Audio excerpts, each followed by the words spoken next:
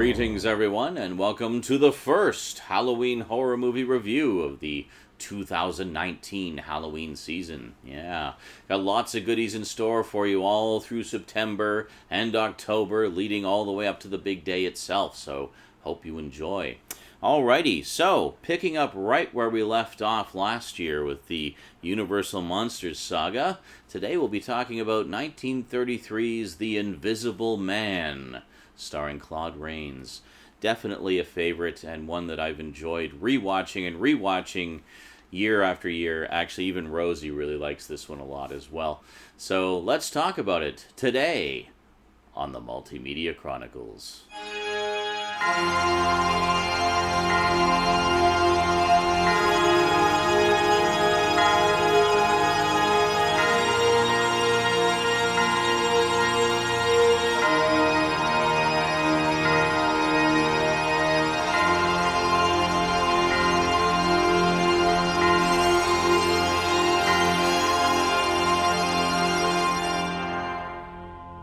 Welcome back.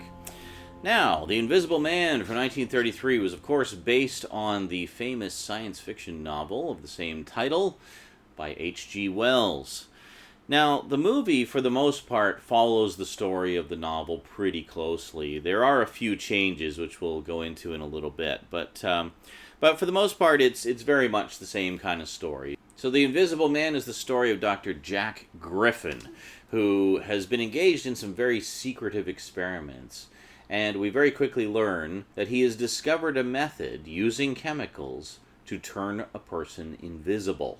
But there's a problem.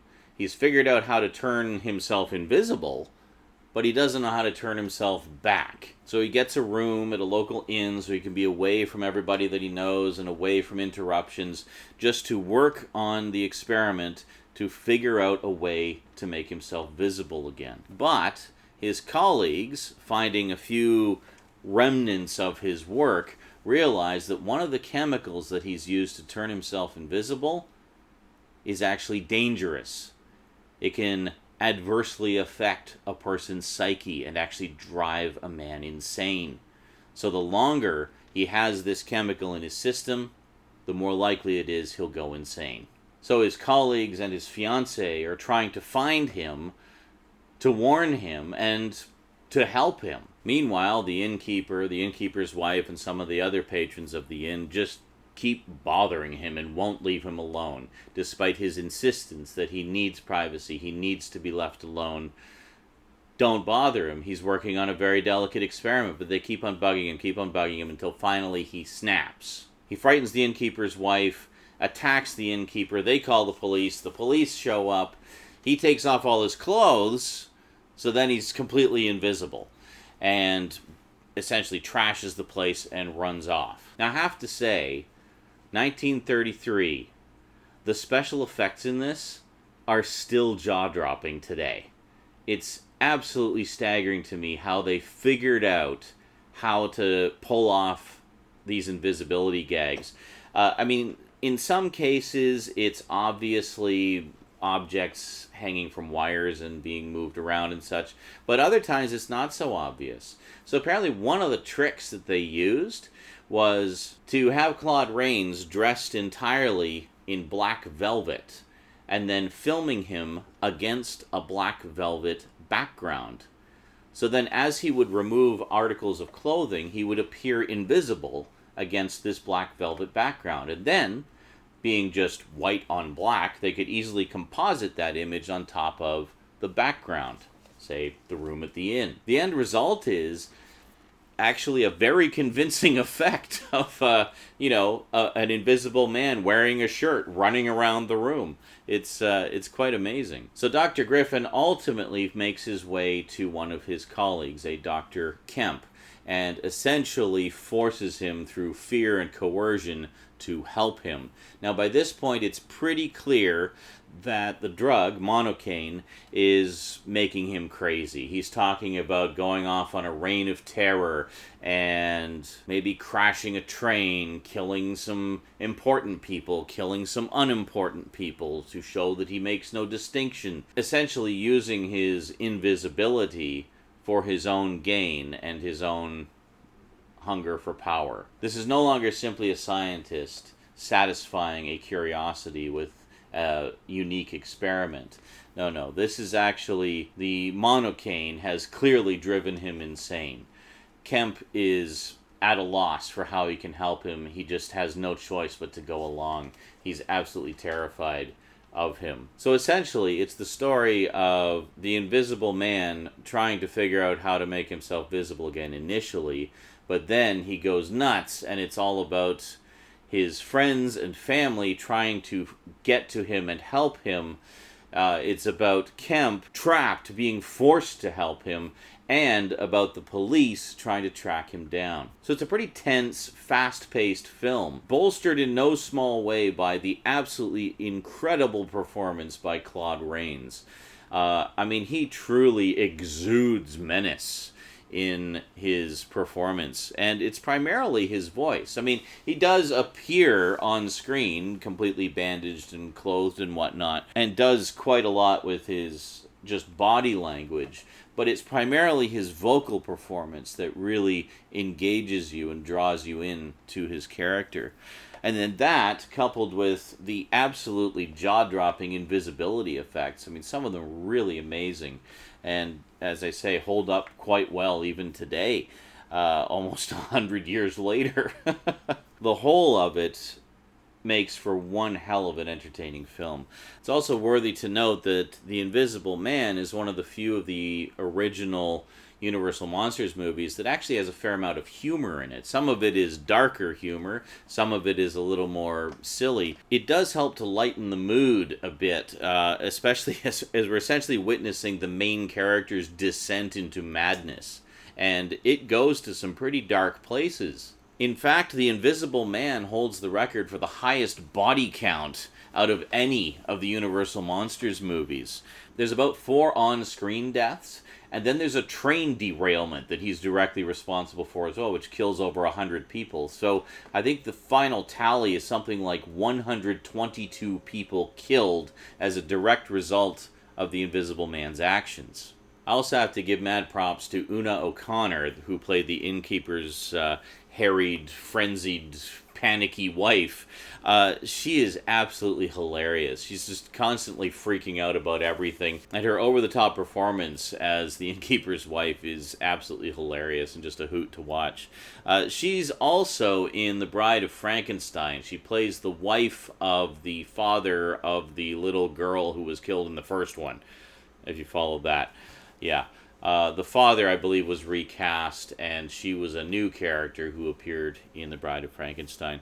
But really funny character actress who would often play these kind of over-the-top, harried characters. In fact, apparently James Whale, the director, had trouble keeping a straight face and not bursting out laughing whenever she was performing her scenes because he just thought she was so hilarious. I should also mention, speaking of James Whale, this was the third of the horror movies that he did for Universal. The first being Frankenstein in 1931, the second being The Old Dark House in 1932, the third being this one, and the last one being The Bride of Frankenstein in 1935. A couple other differences between the film and the book. In the book, he's kept more of a mysterious figure. You don't really find out a lot about his life prior to becoming the Invisible Man. He doesn't have a fiancée. We don't hear much about his colleagues other than Kemp. Kemp is in it. But beyond that, it's more kind of mysterious as to who he was and what he was all about. You more just kind of follow from him being the Invisible Man and showing up at the inn and forward. Another big difference is that he was actually originally insane in the book, whereas in the movie, it's the drug monocaine that he uses as part of his invisibility formula that drives him insane. Another big difference is there's a pretty major character in the story that gets killed in the movie that actually isn't killed in the book. Also, on a personal note, I introduced my daughter Rosie to this when she was about 10 years old, and it's become one of her favorites to watch around Halloween. I think because of the humor in it, it makes it a little bit more accessible for the younger ones, I think. In particular, she liked a lot of the antics of the Invisible Man when he was chasing people around as only a pair of pants or as a shirt flailing about or something like that.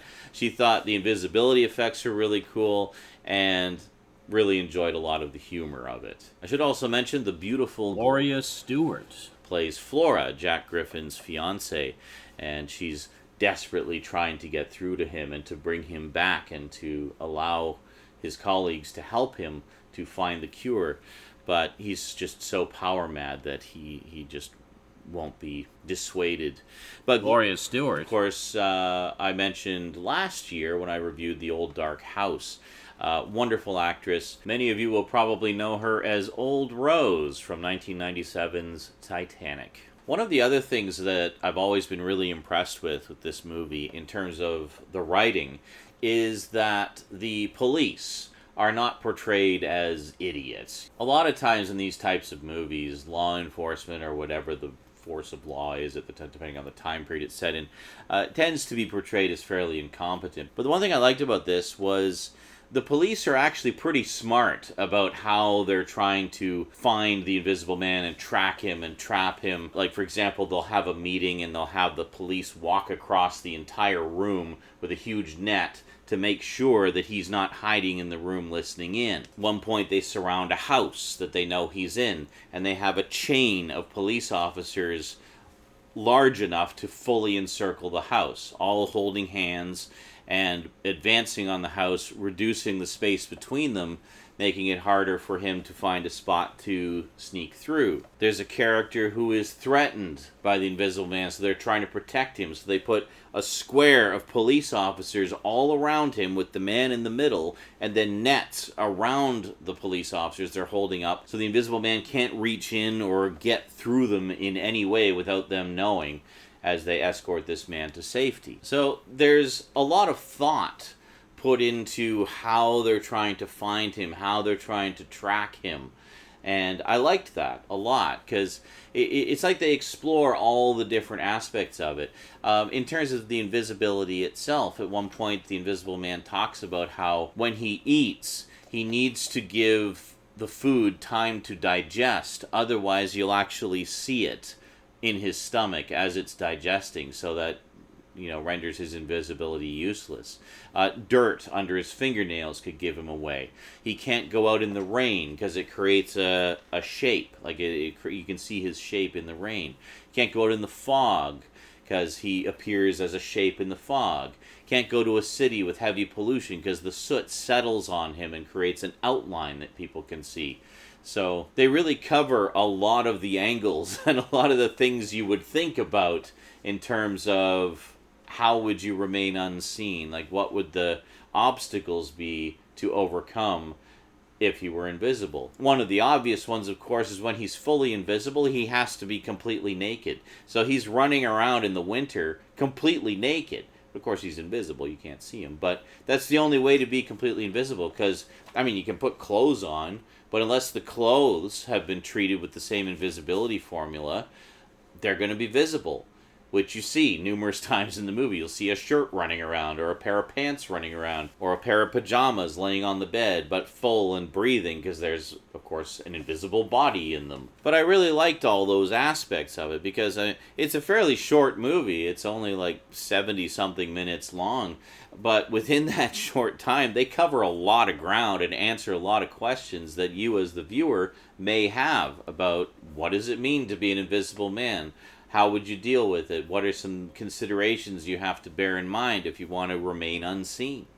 And they cover pretty much all of it, all the, big ones anyway. So, needless to say, I love The Invisible Man. I think it's a really fun movie. I think it's very accessible for young and old fans alike, and I highly recommend it. It's great stuff. There are a total of 6 Invisible Man movies, some of which are direct sequels to the 1933 one, others are standalone ones, but each one has its own unique charm, I find. Like, I actually really enjoyed this whole series of films, even though they're not all connected. They all explore different things, but we'll get to that when we get around to reviewing those. So, yeah, if you'd like to add this to your collection, I'll include some Amazon links in the description below, both to the individual Legacy Collection Blu-ray and the 30-film Universal Monsters set. I ended up getting the individual sets because I just bought them as they came out, so Yeah, but I think the 30 film set is probably a better value if you don't have all of them. It's all the same disc contents either way. Alrighty, that is it from me to you for now. So big thanks to you for watching. Big thanks to my Patreon sponsors. Be sure to catch me on Twitch. I stream over there almost every day. And I'll see you next time. Until then, sayonara.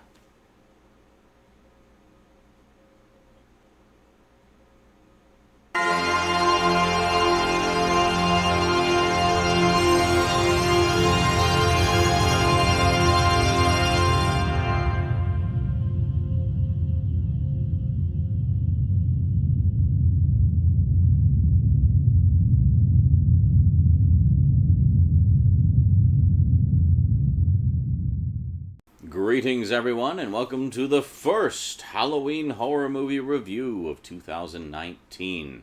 Happy Halloween. Yes, it's going to be, fucking Halloween. Yeah.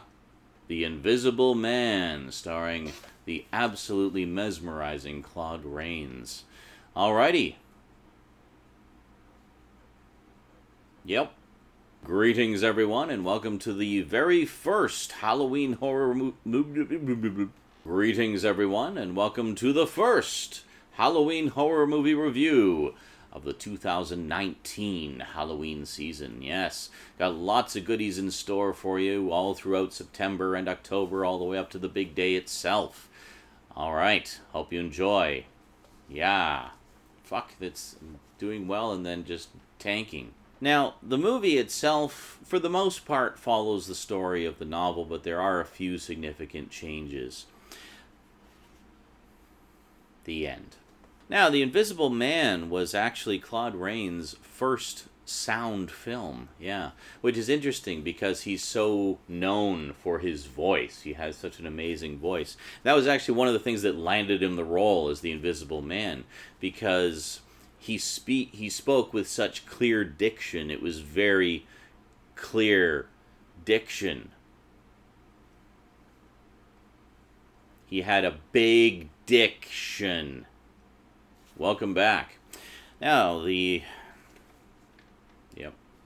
So it starts off in this little country inn, and you see everybody having a wonderful time, and then this mysterious stranger shows up. His head is wrapped entirely in bandages. He has dark glasses and a very strange-looking nose. And he rents a room and is very adamant about needing privacy, that he's a scientist. He's working on a very delicate experiment and needs to be left alone. But everyone in the inn is, of course, overcome with curiosity about, well, why does he want to be left alone? Why is he all wrapped in bandages? What's going on? Who is this guy? So he's trying to work on his experiments, and they keep interrupting him or peeking at the keyhole and so forth, just trying to...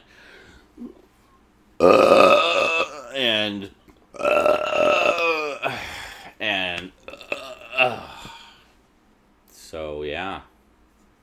No, I'm not liking this either. I'm not liking this either. No. So he's holed himself up in a room in a local inn. Blah. Who is a name that will be familiar to some of you from some of my reviews. I should also mention... Yeah. I should also mention... One of these days I'll mention that thing I should also mention. Some of the younger generation may remember him as Old Rose. Him. But the one thing I liked about this is the police actually approached the situation pretty smartly. There are a total of 6 Invisible Man movies. Now, there was never a direct sequel. Oh no, actually there was.